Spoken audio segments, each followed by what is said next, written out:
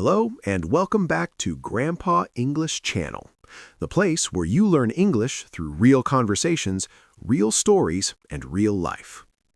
I'm your host, Jack, and today feels like one of those conversations that stays with you. And I'm Elena. And yeah, this is not one of those 5 tips to fix your life episodes. This is slower, more human. Exactly. We're talking about a full day, not the ideal day, not the Instagram day, but a real one. The kind of day where you wake up tired, drink your coffee half awake, get distracted, feel motivated for an hour, lose motivation for 3, and still somehow make it to the evening. That's the one. We talk a lot about morning routines. We talk about productivity hacks, but we rarely talk about how the whole day actually flows. And more importantly, how your habits shape your identity over time. That's a big word, identity. Yeah, because your day isn't just a schedule, it's a story you repeat every 24 hours. And most people don't write that story on purpose. They just inherit it. From stress, from work, from expectations, from habits they never chose. So today, we're slowing everything down. We're walking through a day hour by hour and asking a simple question. Why do I do this? And sometimes the answer will be, because it works. And sometimes, because I never questioned it. That's where change starts, not with discipline, but with awareness. So, let's start at the very beginning. The morning. Ah, yes, the morning. The moment where half the population feels hopeful and the other half feels personally attacked. I'm definitely in the second half. I know, and this is where our differences really show. Because you're one of those people who likes mornings. I don't just like them, I protect them. See, that sentence alone tells me we grew up differently. Probably. For me, mornings are quiet. They are predictable. They don't demand anything yet. My mornings feel like a negotiation with reality. That's a great way to put it. So let me paint my picture first. Go ahead. I'll try not to judge. It actually starts the night before, around 9 p.m. That's when I start setting myself up. You say that like it's a romantic ritual. In a way it is.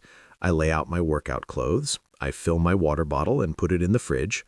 I leave my coffee mug next to the machine. So future you doesn't have to think. Exactly. I'm removing friction. Every tiny decision costs energy. See, my 9 p.m. brain is doing the opposite. That's when my creativity wakes up. Second wind? Full sprint. Ideas start showing up. Sentences, scenes, random thoughts that feel urgent. So preparing for the morning feels wrong? It feels like shutting the door on my best mental state. Like saying, no, sorry, come back tomorrow. That makes sense. And that's important because routines should work with your energy, not against it. Exactly. My morning doesn't start with structure. It starts with resistance. Explain that. My alarm goes off at 7:30 a.m. And immediately my brain says, no, absolutely not. Relatable. I have what I call the 3-alarm system. The first alarm is gentle, hopeful, optimistic. And ignored. Completely. The second alarm is more serious. That's when I check my phone, feel annoyed, and start mentally listing reasons why today is a bad idea. And the third? The third one is loud, aggressive, unapologetic. I have to physically stand up to turn it off. Oh, that already sounds exhausting. By the time I'm up, I'm awake, but emotionally offended. Okay, now compare that to mine. I'm scared. My alarm goes off at 5:45 a.m. One alarm, no snooze. 5:45? Why? Because it's quiet. No messages, no emails, no one wants anything from me. So it feels like stolen time. Exactly. Time that belongs only to me. The alarm is across the room, so I have to stand up, and the sound is calm, no shock. That alone already changes the mood. Once I'm up, I don't check my phone. Ever. That's impressive. Or stubborn. I make coffee, and before I drink it, I sit down for 5 minutes. Meditation? Very basic. I don't try to empty my mind. I just breathe. I let the sleep fog clear. My version of that is writing. Morning pages. That's where you dump everything on the page, right? Exactly. No structure, no goal. Just unloading my brain. So even though our mornings look different, we're doing the same thing. Regulating ourselves. Yes, before the world gets involved. After that, I make tea. Strong English breakfast. Coffee comes later. I move my body, not exercise, just movement. I like that distinction. Sometimes it's a walk, sometimes yoga, sometimes weights. The goal isn't intensity, it's presence. You're telling your body, hey, we're awake now. Exactly. By 7:15 a.m., I'm hydrated, awake, and calm. That's when I'm still negotiating with my pillow. And that's okay, because here's the key. There is no correct morning. Only an honest one. Yes, one that doesn't fight who you are. That's something people really need to hear. And if this conversation is already making you reflect a bit, that's a good sign. Yeah. And if you're listening and thinking, oh, wow, I've never actually questioned my mornings, you're exactly where you need to be. We're not here to tell you what to do. We're here to help you notice. Because once you notice, change becomes possible. All right, that's the morning mindset. Next, we move into the workday itself. Energy, focus, and the lies we tell ourselves about productivity. That's where things get interesting. So, yeah, once the morning kind of fades out, and the caffeine finally does its job, this is usually the moment where people feel like, okay, now the real day starts. Yeah, this is where things get real. Work shows up, emails, messages. Other people suddenly want your attention. And this is also where identity sneaks in again, quietly. Because how you work every single day, whether you notice it or not, slowly teaches you who you are. Exactly. Like, if your workday always feels rushed, you kind of start believing you're a rushed person, someone who's always behind. Yeah, and if your workday feels intentional, even when it's busy, you start trusting yourself more. Which is huge. That trust changes everything. So let's talk about that first moment. You sit down, you open your laptop, you tell yourself, all right, I'm working now. For you, that happens pretty early. Yeah, by 8 a.m., I'm already at my desk. Fully awake, mentally sharp, which still sounds a little unreal to me. That's fair. But that's why I protect that first block so much. Your deep work time. Exactly. The first 90 minutes. No emails, no notifications, no phone. Where is your phone, actually? In another room, completely out of reach. Wow, that feels extreme. It kind of has to be, because my brain is really good at lying to me.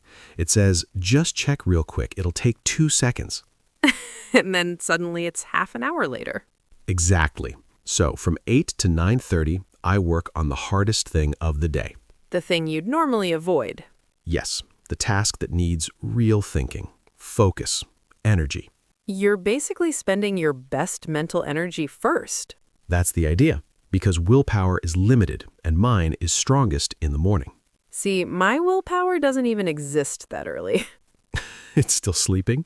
It's loading very slowly. So my early work hours look totally different. How so? From around 9 to 11, I'm kind of easing into the day. Emails, admin, invoices, all the boring but necessary stuff. Low emotional risk tasks. Exactly. Nothing creative, nothing fragile. And that helps you relax. Yeah. Once those tasks are done, my brain feels lighter, like, okay, now we can think. That's interesting, because if I start with emails, they completely take over my day. They expand, they multiply. Yeah, there's always one more thing to reply to. Which is why copying someone else's routine rarely works. You end up fighting yourself.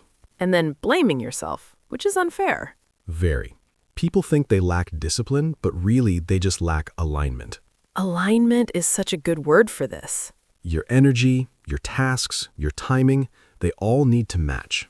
Let's talk about distractions for a second, because no workday is clean and perfect. Unfortunately. What's your biggest distraction? Urgency. Things that feel important but aren't. Notifications. Exactly. They create fake emergencies. And they pull you out of focus instantly. That's why I batch them. I don't react all day. That alone lowers anxiety. Because you're choosing, not reacting. My biggest distraction is actually my own thoughts. Interesting. I'll be working and suddenly I'm thinking about dinner or something awkward I said yesterday or something I forgot to do. Mental tabs left open. Exactly. That's why I write everything down. You're getting it out of your head. If I don't, it just loops. Now, let's talk about that moment everyone knows. The mid-morning dip. Ah, yes, around 10:30, 11. Energy drops, focus gets fuzzy. And suddenly everything feels harder than it should. Most people fight that feeling. Or shame themselves for it. But it's biological. Your brain needs rest. So what do? I plan for it. My next work block is lighter, less demanding. And then you take a real break. A real one. I stand up, stretch, step outside if I can. No screens? Ideally, no, because scrolling isn't rest. Yeah, I'm still working on that. I'm really good at bad breaks. Same. It's a skill you have to unlearn. I've started using the Pomodoro technique later in the day. 25 minutes on, 5 minutes off. Exactly. It makes starting feel less scary. Starting is always the hardest part. Always. Let's talk about lunch for a second, because lunch says a lot about how you treat your day. Oh, absolutely. Is it fuel, or is it something you rush through? I used to eat at my desk every day. Same here. It felt efficient, but by 3 p.m., I was exhausted and irritated. Because your brain never shut off. Exactly. Now I step away, even if it's just half an hour. Lunch is a boundary. And after lunch, that's when things really get interesting.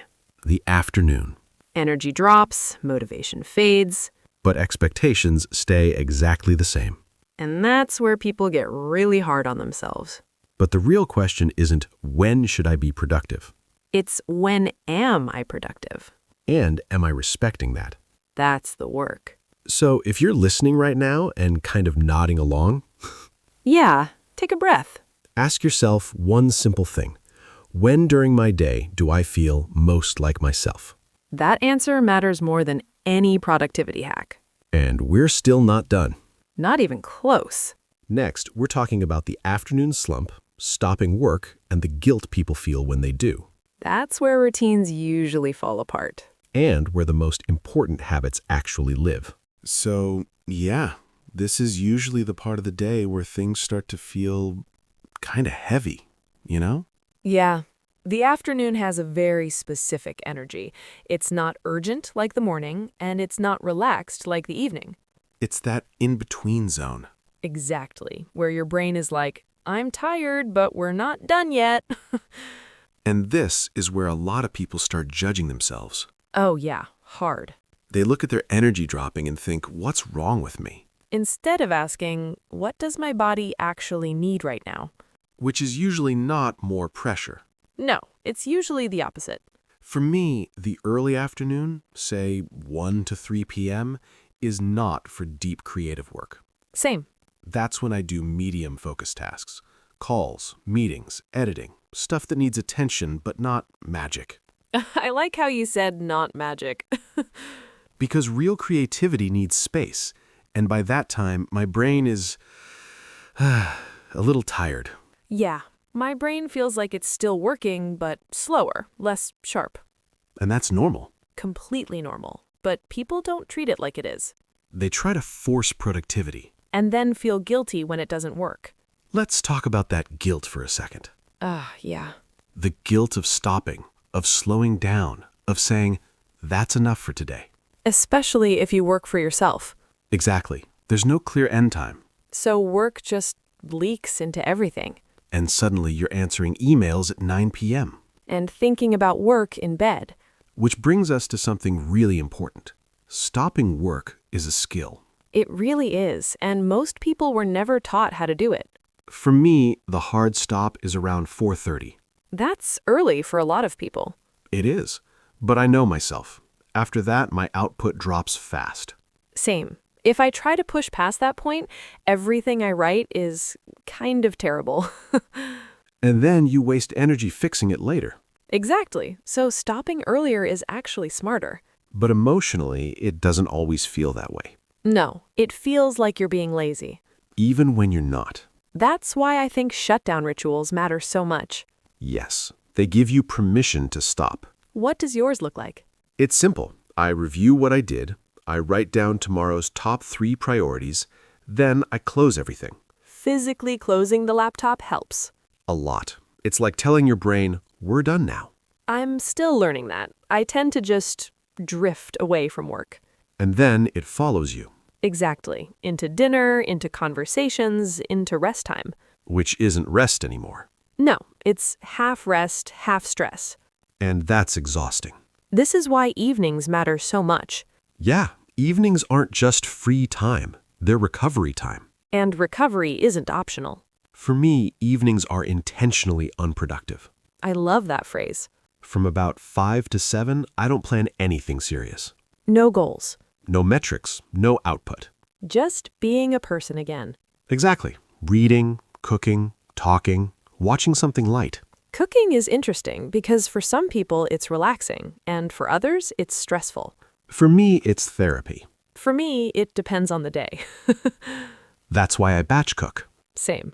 Sunday cooking saves weekday energy. Decision fatigue is real. So real. And when you remove decisions, you protect your mental energy. Which brings us to the night. Ah, yes, the most underestimated part of the next day. People think mornings decide everything. But nights decide mornings. Exactly. My rule is no screens after 9 p.m. That took me a long time to accept. Same. But the difference in sleep quality is huge. I started with just one rule: no phone in bed. Game changer. Total game changer. My phone charges across the room now. Same here. I read fiction before sleep. Real books, paper. There's something grounding about that. And I added a simple skincare routine. Not for looks. No, for signals. Wash face, brush teeth, moisturize. It tells your nervous system we're shutting down. Exactly. I do something similar with tea. Herbal? Always. Chamomile or peppermint. And you journal, right? Just a little. 3 things that went well. That practice is powerful. It shifts your focus From what went wrong, to what went right. which changes how you fall asleep. And how you wake up. What time do you aim to sleep? Lights out by 10:30. That sounds very responsible. I aim for 11:30. Sometimes I miss it. And that's okay. Yeah, consistency matters more than perfection. Always. And before we wrap this part up, I just want to say something to the listener. Yeah. If you're still listening right now, that probably means this conversation is resonating with you. And if it is, We'd really appreciate it if you subscribe to the channel. or followed the podcast, left a review, or shared this episode with someone who might need it. It genuinely helps more people find these conversations. And it lets us keep doing this. All right, next we're going into weekends, breaking routines, and how to reset without losing momentum. That part is really important. Yeah, because life doesn't run on weekdays only. All right, so let's talk about the weekends, because this is where a lot of routines either survive or completely fall apart. Yeah. The weekend is like a stress test for your habits. Exactly. During the week, structure is kind of forced on you. Work schedules, meetings, obligations. But on the weekend, you're suddenly free, And freedom can be surprisingly uncomfortable. especially if your routine is very rigid. Or if you rely too much on external pressure to function. So how do weekends look for you? Honestly, I need one day with almost no structure. Saturday? Usually Saturday. I let myself sleep until I wake up naturally. No alarm, no guilt. That already sounds stressful to me. I know, but for me, that day is like a release valve. You're letting the pressure out. Exactly. If I don't do that, the week starts feeling heavy. So Saturday's flexible and Sunday? Sunday is my bridge day. I gently come back to structure.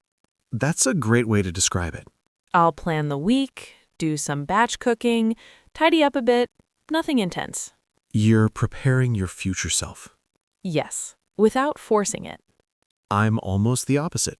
I keep a light structure even on weekends. That doesn't surprise me. I'll sleep in a little, maybe until 7, but I still do some movement. Still avoid doom scrolling.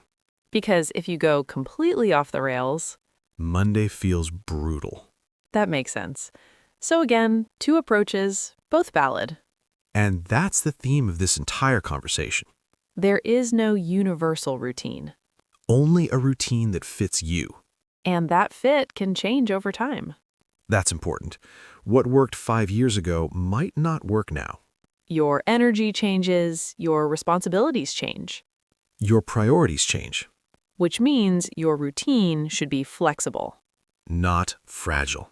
I like that distinction. A fragile routine breaks the moment life gets messy. A flexible one adapts. And life will get messy. Always. So maybe the goal isn't to control every hour of the day. Maybe the goal is to create anchors, A few habits that keep you grounded. like how you start the day How you stop working. and how you prepare for rest. Those moments matter more than perfect schedules. And they shape how you feel about yourself. That's the identity piece again. Yeah, you're not just building a routine, you're building trust with yourself. And that trust shows up everywhere. In your work, in your relationships, and how you handle stress. So if someone listening wanted to start small, Really small. what would you suggest? Honestly, pick one moment of the day that feels chaotic Just one. and gently improve it. Not optimize it, just make it kinder. That's great advice. Like stop checking your phone in bed, or take a real lunch break once a week. Or write down tomorrow's priorities before shutting down. Small changes, low pressure, Those are the ones that last. and over time, they add up. Before we fully wrap this up, I want to speak directly to you listening right now. Yeah, If you made it this far, thank you. that really means a lot. And if this conversation helped you slow down, reflect, or feel a little less alone, Please consider subscribing to the channel, or following the podcast, leaving a review. or sharing this episode with someone you care about. It helps more than you think. And it allows us to keep creating conversations like this. Long, honest, human conversations. Next time, we're going to talk about digital minimalism How your online life affects your real life. and how to reduce noise without disconnecting completely. It's a really important topic. Until then, Pay attention to the rhythm of your days. be gentle with yourself. And remember, You don't need a perfect routine. you just need one that supports you. Bye.